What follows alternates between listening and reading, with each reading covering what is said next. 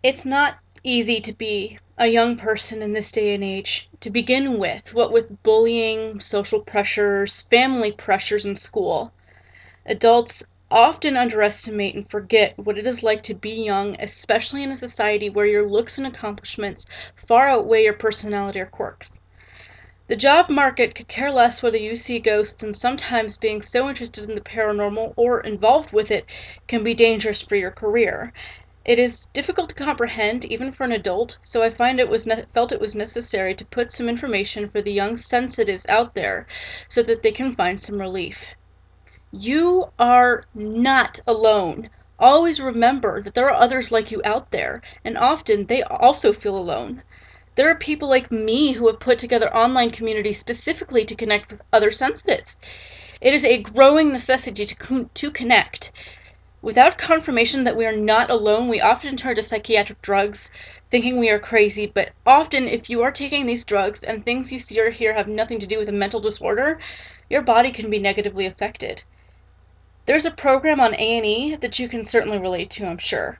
It might even help you eviscerate those doubts you have. It's called Psychic Kids, Children of the Paranormal. In this series, seasoned psychics and sensitives help young sensitives deal with their gifts, manage them, and feel safer in their own skin. It's a great show, and while a lot of it can be deemed by skeptics as entertainment, they are real people with real gifts. None of it is scripted. To be honest, having psychics work with the police force is admittedly still a novelty, but there is still definitely truth to it, and the advice the seasoned sensitives give is really quite good. This piece and this video is meant to share some advice that I wish that I'd had at a younger age. When I was first discovering my paranormal ability, it terrified me. Waking up to a little girl sitting on your feet in your bed is not the most educational paranormal experience, especially if it's officially your first. Rather, I had to rely on my own senses and then on whatever media or research items I could find to confirm that it was indeed paranormal, and not some sort of strange early onset schizophrenia. We are so conditioned as a society to quickly accept a psychiatric diagnosis that we scoff at the paranormal as craziness. Don't believe everything you hear. The reality is that we tend to overlook and explain away paranormal activity far too often. We watch the movies and laugh, thinking that it could never happen to us. But to kids who experience it, it is all too real. We are in need of a reality check when it comes to the paranormal.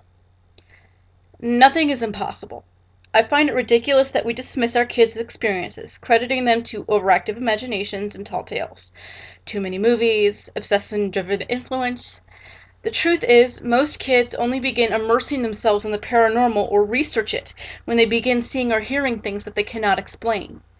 And trust me, they try to explain it to themselves, often to no avail.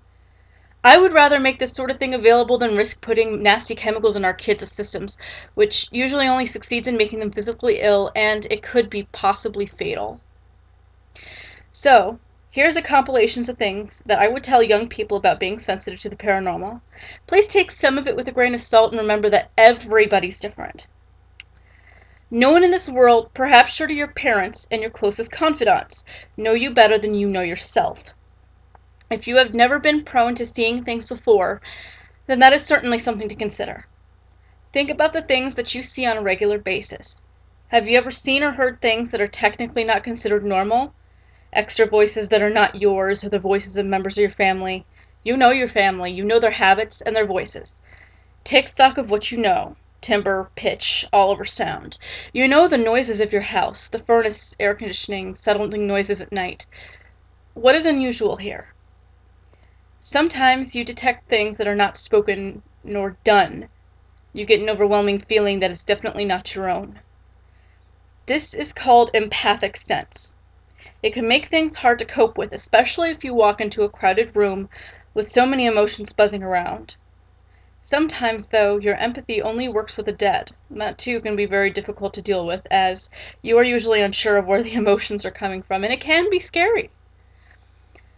The worst part of it is discussing it with your family. They may be worried for your mental health, or they think you are telling stories, or they just simply do not believe you. After all of their pattering about having you see a psychiatrist, you begin to believe the psychobabble and think to yourself, maybe I am crazy after all. We set such boundaries in our society about what is normal and what is not. It is now time for you to decide what to believe. Do you believe yourself? If you have already been evaluated by a psychiatrist and have nothing apparently wrong with you, then perhaps it's time to take matters into your own hands. Educate yourself. That is what this entire article is geared toward. Also, do you think you need a support group? Is this difficult to weather on your own? Does it bother you enough that you feel like you need serious assistance outside of what you can get in your home? Often, even family can become difficult to deal with when this topic is brought up by their children. Parents want their kids to be well balanced and healthy, and because mainstream media sees the paranormal as fictional and often ridiculous, parents can see it as a problem or a mental health condition such as schizophrenia. It would be a good idea to go to a few different psychiatrists, if it's possible, to have a few different professional opinions on your mental state. Sometimes it really is a mental health condition like schizophrenia. A lot of the time a psychiatrist can tell the difference between being a sound-minded person and a schizophrenic person who has hallucinations. And a lot of them are very, very open-minded. Once you have that all sorted out, you can delve a little deeper into your own paranormal condition. Start keeping a diary of your experiences and spirit encounters. Write everything down, how you feel, what sort of vibes you got from the presence. Did the spirit say anything? What did the spirit look like? Make sure you get as many details as you possibly can. I found that writing everything down helped me see the big picture in the long run. This is why I blog so much, actually. By writing things down, you can also work things out in different perspectives. You can compare notes from day to day, and sometimes you can solve mysteries. The number one thing you will probably need more than anything, unless of course your family is chock full of sensitives, rare these days, is education. Read everything you can. Talk to kindred spirits. Find online communities geared toward people of the same mindset or talents. And go to the library or bookstore to find more information. There are plenty of television shows that can give you information, but there are far more books on the subject. It's wise to read a plethora of different types of books so that you have a good idea of the spectrum of paranormal activity, and information is told by quite a few different perspectives. As you continue to assess yourself, remember that sometimes your experiences can be shared with other sensitives with like talents. Finding others like you can be as simple as asking your friends. If you have a good support system, sometimes you can find far more than just accepting people. You can find people who actually share your interests and confusion. I've observed that more education stems from confusion than really anything. I've also found that it's far better to embark on such a strange journey with people you trust. Do you have one special friend in particular who is supportive no matter what the issue? Trust that friend. I'm sure you've realized by now that the majority of people you talk to on the street does not believe in any aspect of the paranormal. It sounds so, ridiculous to some people that it actually makes them laugh. Remember to be kind about this. Remember that what you see, feel, and hear is not experienced by everyone in the universe. Be objective about it and don't get offended when someone tells you they think your hobby or interest is crazy. Remember that there are plenty of others out there who can be supportive, even from afar. There are communities like Asylum's Gate and The Average Sensitive, which are geared specifically to the paranormal public. The ability to debate and be a skeptic is just fantastic because you can be understanding of the skeptic's point of view. If you have things that bother you, you can blog about it or talk to a group of friends who know you and your abilities. Also remember that your abilities will grow with you as long as you're willing to take some time to know yourself and cultivate them. You'll be able to help a lot of people.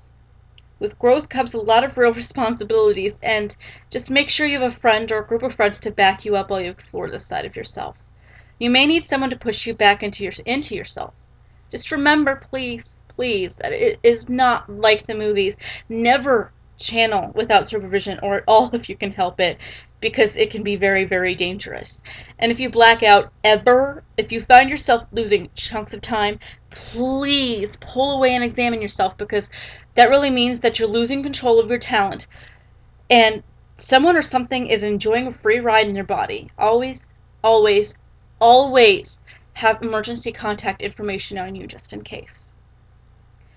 You won't always encounter spirits everywhere you go. Sometimes the silence itself is enough to make your head explode. But when you do, you are immediately at risk for attachments or spirit possessions.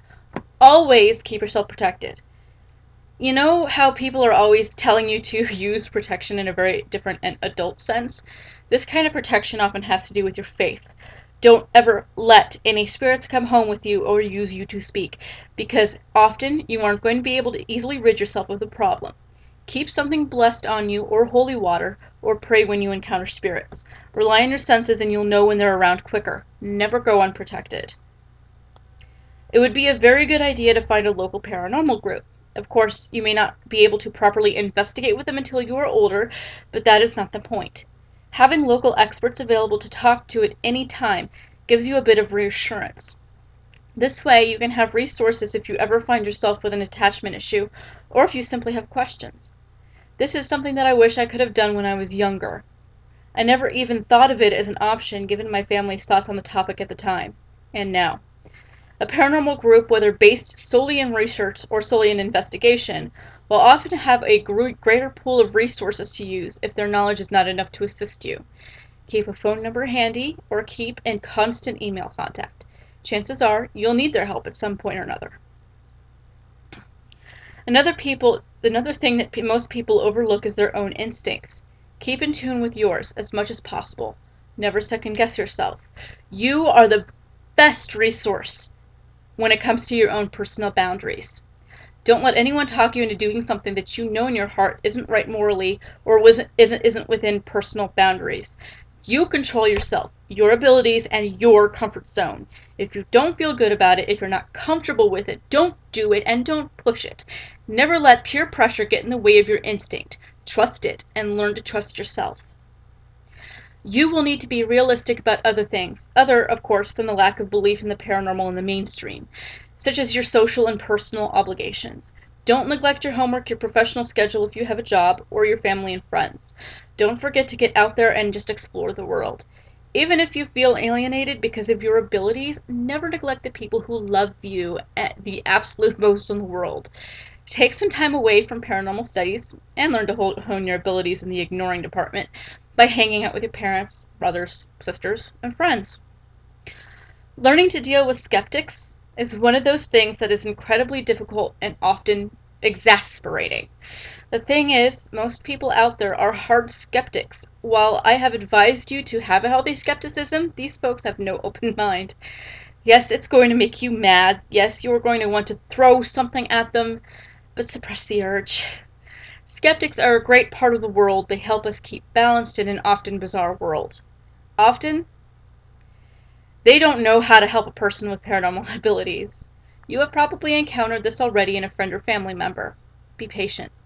Arguing is not a good idea. Just be respectful of their beliefs and their points of view, because often you can learn a good lesson from them by doing so. They may have a change of heart by speaking with you, and perhaps they will have their own experience to help them understand you and your abilities better. Often, people will already have their preconceived notions about the paranormal, and it's best not to try and change them. Trust me when I say that more often than not, it just doesn't work. Also, I find a large problem of mine comes from being far too immersed in the paranormal as a whole. Sometimes you need to step back. Often you'll find that reading too much paranormal literature or watching too many paranormal shows can give you the paranormal syndrome. In essence, TPS, as I like to call it, entails seeing things where there's nothing. You give yourself a bit of paranoia. So it's fine to study up on the paranormal, especially when it comes to the knowledge you need to understand your own abilities. Just don't get too deeply immersed in it, because you run the risk of overthinking things. Another part of the be realistic spectrum is the media. This comes in two separate parts. Firstly, don't expect your abilities to be so fascinating to some big shot producer that you end up with a high-paying television series starring you. Most likely it isn't going to happen. Sure, the paranormal is starting to hit television screens in many different veins, from debunking it to proving it to making it stop, but you should always remember that these abilities were given to you for several reasons. The abilities will make you stronger if you let them. They will also guide you down the path of helping your fellow humans, if you choose that path as your own. Secondly, remember that television shows are cut down to fit into a barely 40-minute window. No investigation lasts just half an hour with barely 10-minute client meeting at the end. Often, a full paranormal investigation goes anywhere from 8 to 12 or 14 hours, depending on the size of the location, the wishes of the homeowners, and the number of investigators and the amount of equipment to set up and use. You must also remember that for as much footage on photograph cameras, audio equipment, and digital video cameras, you must review them carefully for any evidence that may have been captured. It takes a long time. Sometimes you have to do analysis, sometimes you have to check a section of footage numerous times to debunk the possibility of the incident being paranormal. It takes a long time and a lot of patience. That, of course, is completely excluding paranormal abilities such as sensitivity, clairvoyance, empathy, and the like. You must also remember that your abilities are certainly useful, but often the use of them is strictly avoided in the field of paranormal investigation. Investigators, and I am one of them aside from the fact that I am a sensitive empath, prefer to conduct investigations in an entirely professional and scientific manner, using video, audio, and other types of equipment to prove or disprove hauntings. Relying solely on paranormal abilities is frowned upon, mainly because even if you are sensitive, it doesn't mean you're always correct. Sensitives are like cell phone towers. They relay experience, energy, and emotion, and often the way you are feeling in a specific place doesn't reflect that particular place. It reflects a neighboring building or piece of land. I have had this happen to me all too often, especially when I was in my teens and my sensitivity was stronger than I could handle at the time. It's a great thing to have the feelings you get from your sensitivity be corroborated with some piece of provable evidence, such as a property record, birth or death record, or both. Just remember that it won't always happen and you shouldn't get discouraged. You will learn over time what subtle signals your abilities give you that says, I know this is the truth. There are many ways that you can deduce the truth from the situation, and some of them aren't so evident as public records. I'll be writing more on that particular subject. Research can be tedious, but can also be fun, and it's a useful thing to do and a very good skill to have.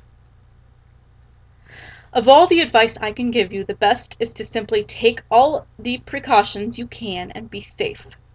There is no need to rush into something dangerous and put yourself and others at risk. I may be reiterating some of the things I have said to this effect already, but bear with me, this stuff is important. Never go ghost hunting alone. Never go without someone who's experienced in the paranormal field. Don't antagonize spirits, don't insult them, and always keep a high level of respect for the dead. If you feel like you cannot handle it, don't do it. If you're uncomfortable with the idea of paranormal investigation, or the paranormal at large, then don't be involved in it. It's fine to try new things, but if you are afraid, go slowly. Don't barge headlong into it and expect to be gratified, because sometimes that can be even more frightening.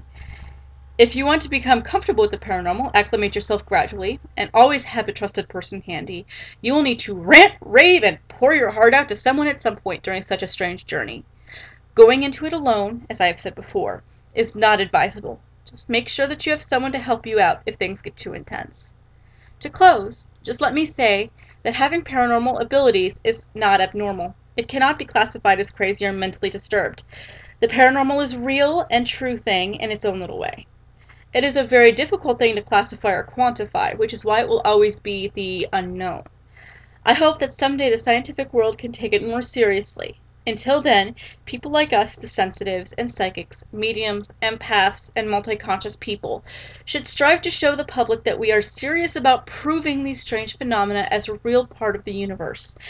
I hope you will be among our number, readers, and I hope you'll remember that you are a beautiful, significant, complex human being with extraordinary abilities.